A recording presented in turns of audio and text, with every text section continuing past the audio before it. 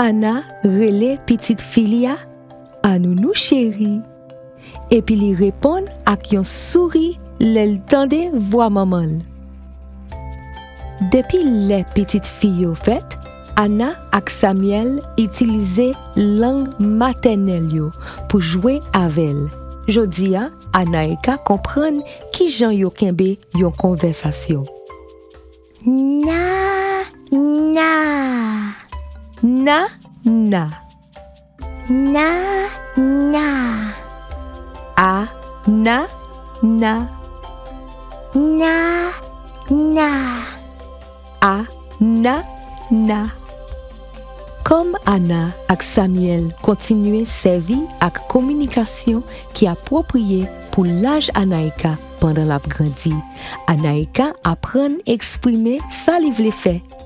Li.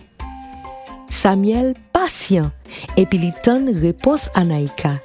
Li servi ak phrase simple et puis li parle ak yon intonation qui lent. Ou vle li? Li. Ok, on nous lit yon livre.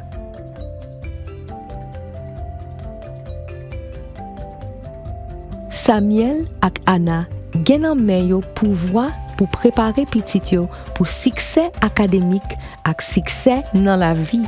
Le yo parler ak enseigner petit yo dans langue maternelle yo, le yo lakay. Anana.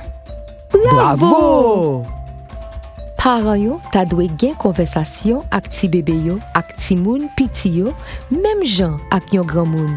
Yo dwe utiliser phrase simple ak intonation simple.